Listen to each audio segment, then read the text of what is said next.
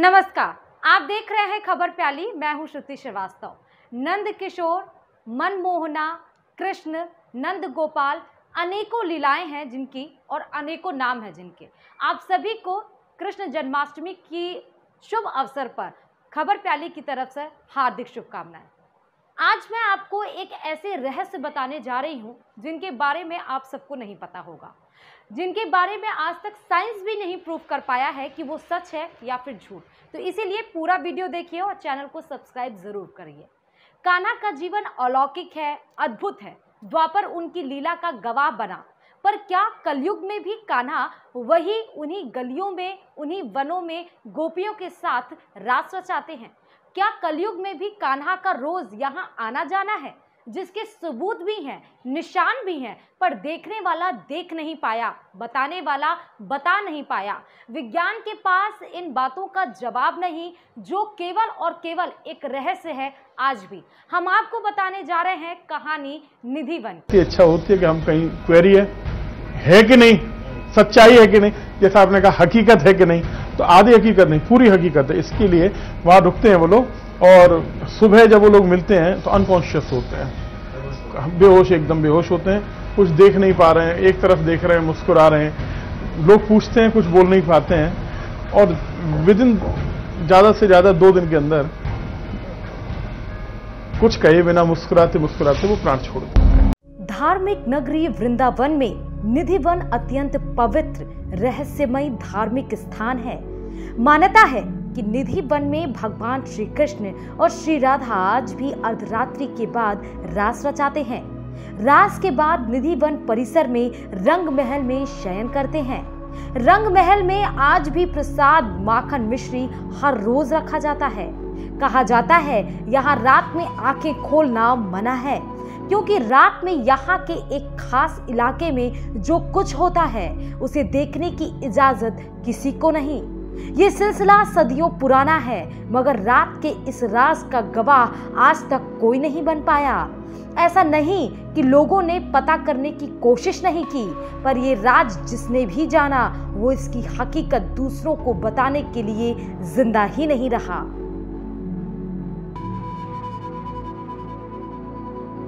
सोलह श्रृंगार बिखरा हुआ पाता है, चूड़ी कंगन आदि वगैरह पूरा 16 श्रृंगार बिखरा हुआ पाता है। दोने के चारों लड्डू आधे मिलते हैं, दातिन चबी हुई मिलती है, पान चबा हुआ मिलता है, लोटे का जल फैला हुआ पाता है। जी हाँ, यही निधिवन का बड़ा रहस्य है, जहां से जुड़ी है लाखों भक्तों की श्रद्धा। जिन्हें यहाँ के बारे में जानकारी नहीं, वो नहीं जानते हैं कि क्यों यहाँ एक खास रात में जाने के लिए मना किया जाता है। वो कौन सा रहस्य है जिसकी वजह से ये जगह एक रहस्य बन चुकी है, तो सुनिए, आपको बताते हैं। तो आखिर ऐसा क्या होता है उस रात में जिसे देखना मना है? आज इंसान जमीन पर बैठे बैठे पूरा ब्रह्मांड देख सकता है, मगर जिस इलाके की बात हम कर रहे हैं वहाँ कोई भी इंसान वो खास रात चाहकर भी नहीं देख सकता, क्योंकि यहाँ कौन कब क्या देख सकता है ये इंसान नहीं, भगवान तय करते हैं। और इसलिए इस इलाके में जाने वाले रात तो रात, दिन के उजाले में भी अपने कदम फूंक फूंक कर रखते हैं। इंसानी जहन या इंसानी यकीन को तो डगमगाया जा सकता है, उसे मजबूर किया जा सकता है किसी दास्तान पर यकीन करने के लिए, मगर जानवरों पर किसी का बस नहीं चलता। वो वही करते हैं जो उन्हें करना होता है। फिर आखिर क्या वजह है कि इस इलाके के तमाम जानवर भी शाम होते होते अपना ठिकाना बदल देते हैं? जानकार मानते हैं कि इस जंगल में भगवान कृष्ण का वास है, इसलिए हर कोई यहाँ की मिट्टी को सरमाथे लगाना चाहता है। ये वो जगह है जहाँ आकर विज्ञान भी रुक जाता है।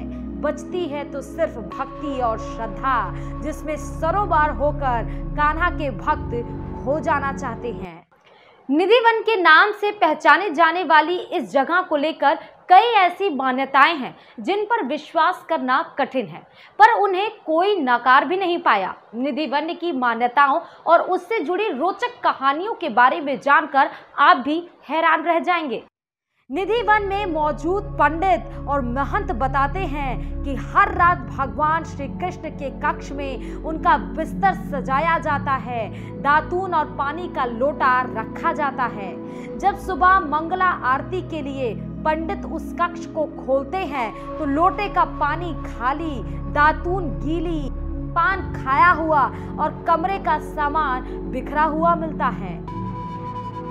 मंदिर के महंत और आसपास के लोग निधि वन से जुड़े कई किस्से सुनाते हैं। दावा यह भी किया जाता है कि वहां मौजूद पशु पक्षी भी शाम होते ही वन छोड़ देते हैं। निधि वन में मौजूद पेड़ भी अपनी तरह के बेहद खास हैं। जहां आमतौर पर पेड़ों की शाखाएं ऊपर की ओर बढ़ती हैं, वहीं निधि वन में मौजूद पेड़ों की शाखाएं नीचे की ओर बढ़ती हैं। इन पेड़ों की स्थिति ऐसी है कि रास्ता बनाने के लिए उनकी शाखाओं को डंडे के सहारे फैलने से रोका गया है।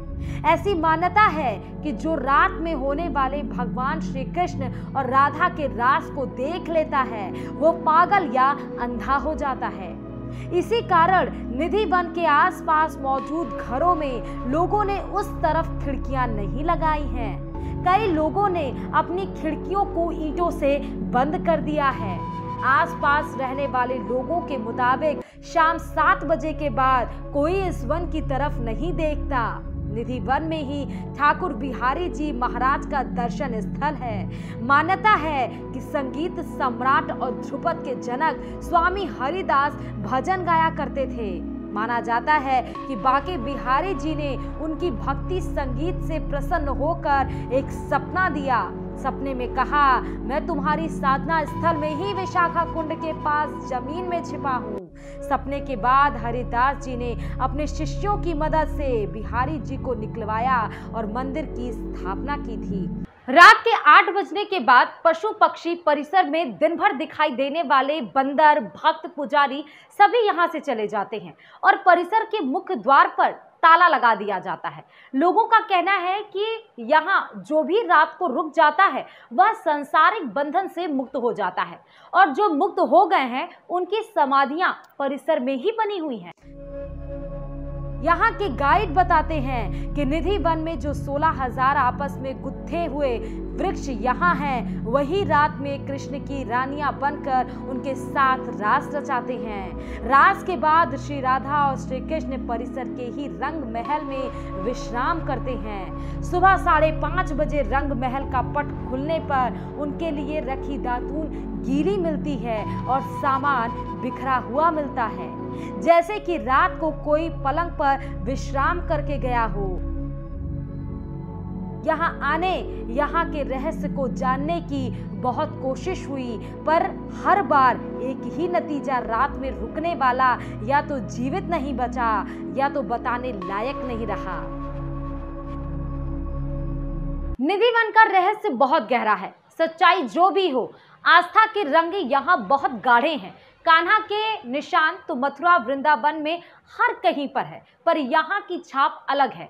ऐसे में यहाँ क्या भक्त करते हैं और भगवान उसे कैसे स्वीकारने के प्रत्यक्ष सबूत देते हैं, ये भी आपको बताते हैं।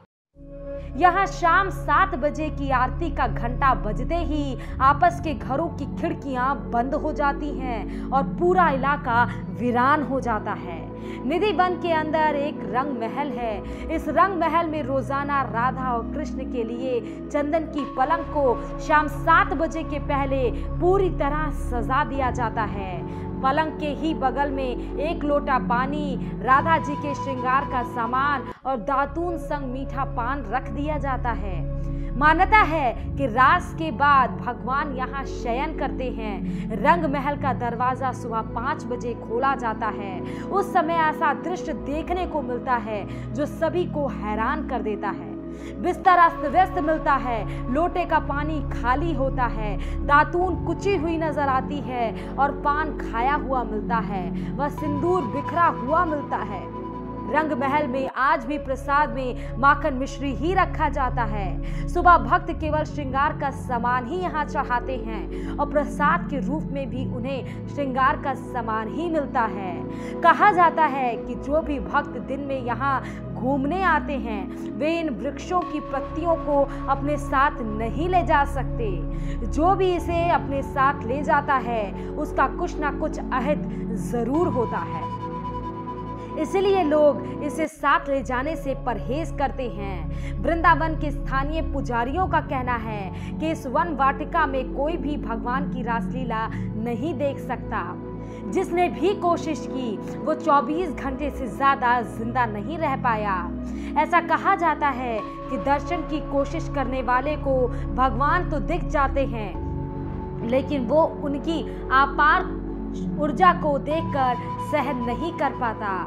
इसके कारण उसकी आंखों की रोशनी चली जाती है और वो कुछ समय बाद उनकी मौत हो जाती है। जिन्होंने भगवान के दर्शन कर अपनी जान गंवाई उन सभी की समाधि इस वन में आज भी मौजूद है। कहा जाता है कि तानसेन के गुरु स्वामी हरिदास कृष्ण भगवान और राधा की भक्ति ही करते थे।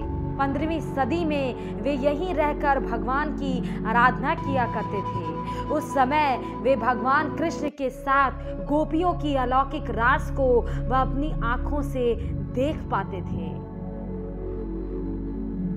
कहा तो ये भी जाता है कि बांके बिहारी मंदिर में स्थापित ठाकुर जी की मूर्ति स्वामी हरिदास को निधि वन से ही मिली थी।